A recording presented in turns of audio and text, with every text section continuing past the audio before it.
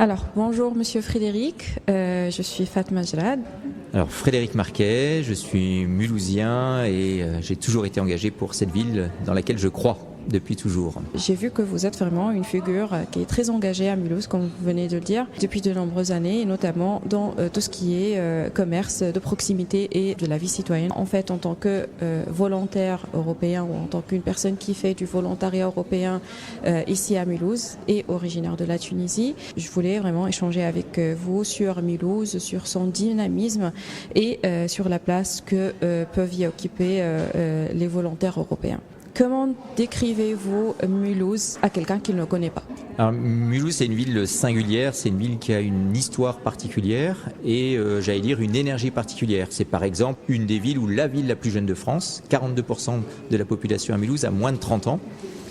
C'est une ville où il y a beaucoup de nationalités différentes, on est sur 136 nationalités différentes sur 192 qui existent dans le monde, et donc il y a une énergie particulière dans cette ville. On a aussi, c'est une ville souvent qu'on caractérise comme relativement pauvre, on doit être 15e, 20e ville la plus pauvre de France, donc il y a un vrai sujet à Mulhouse, et en même temps, on a le quartier le plus riche en termes de revenus, de moyenne des revenus, de province, c'est à Mulhouse. Donc on a ces frictions-là qui parfois peuvent être vécues comme des faiblesses, des sources de tension, de difficultés. Moi j'y vois vraiment des opportunités et une façon à un moment de concentrer aujourd'hui ici à Mulhouse beaucoup d'éléments qui peuvent demain nous permettre de rebondir, d'être créatifs. Et d'ailleurs, dans l'histoire de Mulhouse, c'est souvent...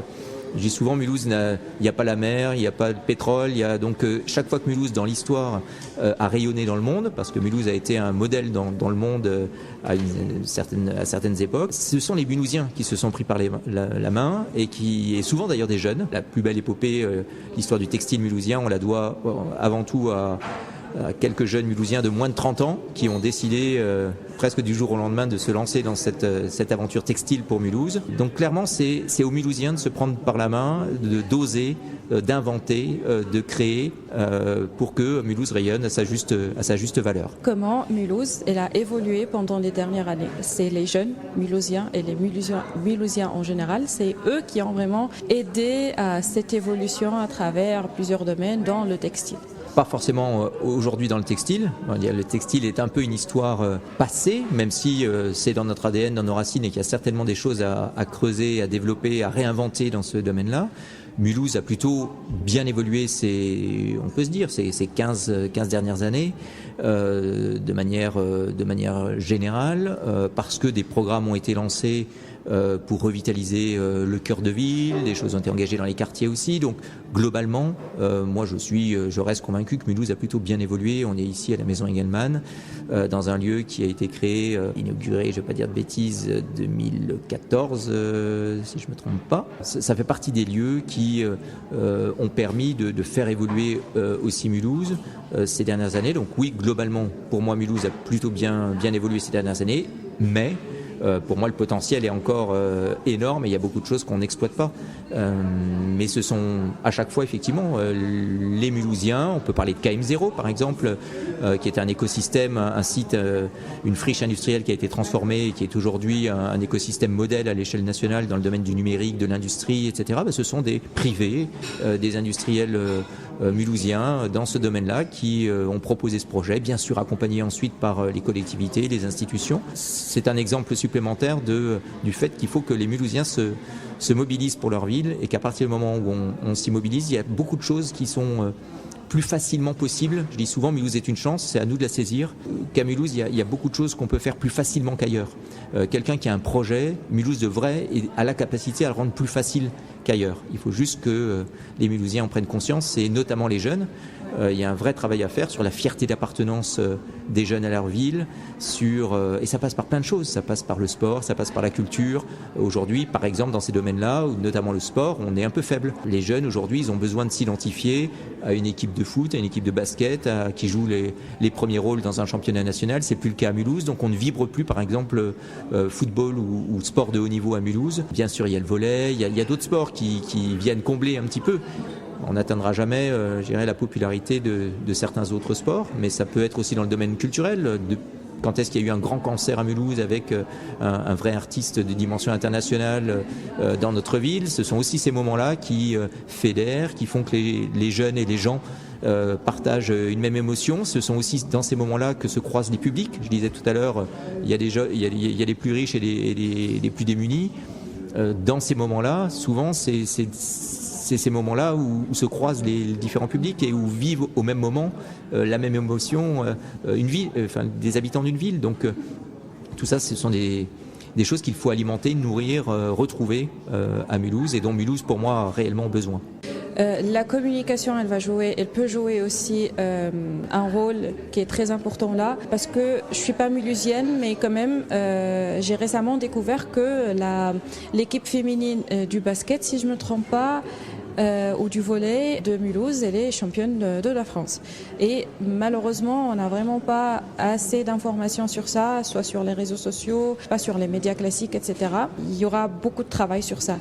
Et parlant des jeunes, quelle est la place que la jeunesse occupe-t-elle aujourd'hui dans les dynamismes locaux? Clairement, pour moi, les jeunes n'ont pas une place suffisante aujourd'hui dans la vie de la ville. C'est-à-dire que on sent des jeunes qui ne sont pas forcément déjà attachés forcément à leur ville. On entend encore trop souvent, j'ai qu'une envie, c'est de partir de Mulhouse, d'aller à Strasbourg, d'aller à Colmar, d'aller ailleurs en France. Mais les jeunes ne se projettent pas suffisamment. Cela dit, ça a quand même évolué ces dernières années. Moi, en tant que manager du commerce, c'est ma plus grande fierté. C'est-à-dire que j'ai été 14 ans manager du commerce dans cette ville. Les premières années, je n'avais jamais un jeune Mulhousien qui poussait la porte de mon bureau pour entreprendre à Mulhouse. Sur les dernières années, j'ai eu nombre de jeunes qui ont poussé la porte en me disant j'ai envie de faire partie de cette dynamique, j'ai envie d'ouvrir à Mulhouse, je crois dans ma ville. Donc la tendance est quand même en train d'évoluer. Mais aujourd'hui, cette fierté d'appartenance, elle n'est pas suffisamment... on a besoin d'être attaché à sa ville, on a besoin de vivre de se créer des souvenirs dans sa ville. Et aujourd'hui, Mulhouse ne propose pas assez de moments de vécu ensemble, notamment pour notre jeunesse, pour qu'on se construise un attachement à sa ville. Et c'est dommage, parce que notre ville en a besoin et notre jeunesse en a besoin. De pouvoir se projeter dans sa ville. Je dis souvent, on a besoin d'éléments pour bien vivre ici. On a besoin d'éléments pour s'épanouir et puis pour vibrer ici. Ça se construit avec ce qui se passe dans une ville, ce que l'on propose, ce que l'on vit. Et notre jeunesse particulièrement a besoin de ces moments-là. Il faut leur proposer, il faut les multiplier. Parce que, en plus, quand on en propose, ça se passe toujours extrêmement bien. Donc, il ne faut pas craindre ça.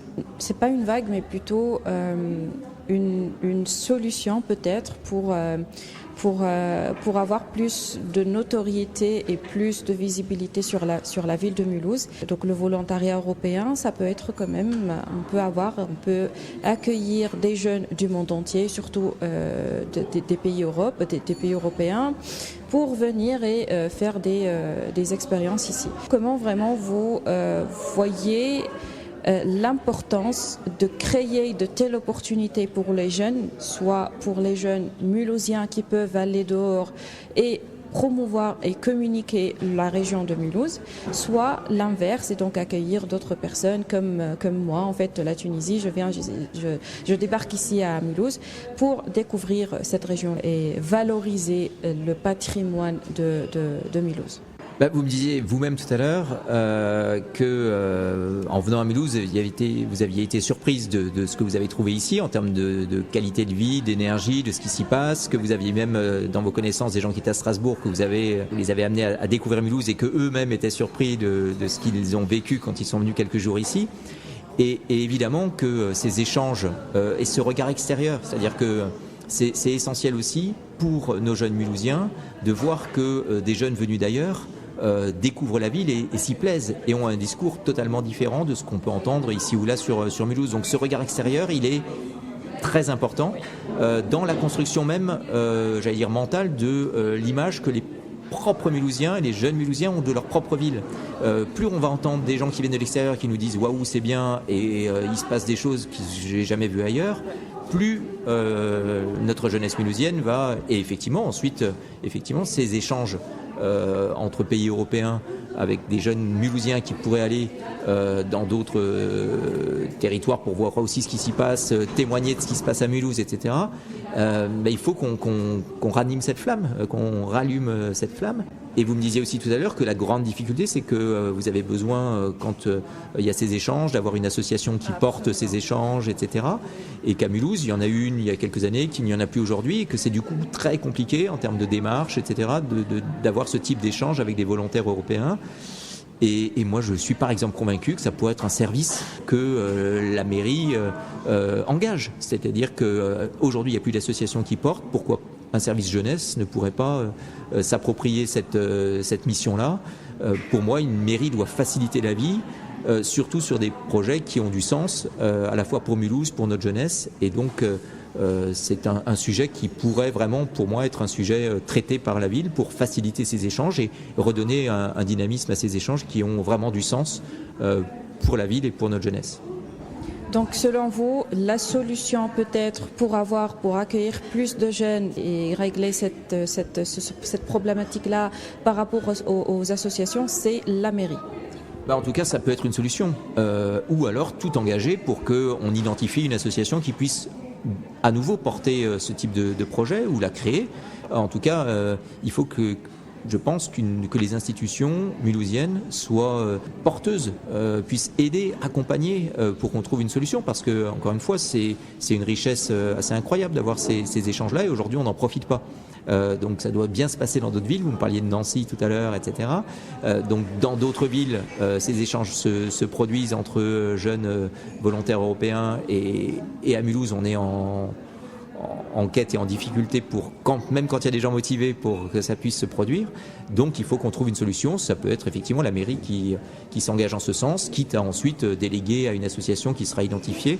Mais c'est un sujet d'importance, donc je pense que l'implication de la mairie pourrait avoir du sens dans ce projet. Alors un dernier mot pour encourager les jeunes à venir découvrir Mulhouse ou à aller ailleurs et parler de Mulhouse à travers une expérience de volontariat européen. Mulhouse est tout simplement, comme dirait un illustre mulhousien, la capitale du monde. Donc s'il y a une ville à venir découvrir et où on peut inventer des choses, créer, imaginer, c'est Mulhouse. Merci beaucoup pour cette Merci à vous. Cette petite interview. Ça me fait énormément plaisir. Ça c'est ma première en fait interview et je suis très reconnaissante d'avoir pris de votre temps. Merci beaucoup. Merci beaucoup à vous et puis bienvenue à Mulhouse.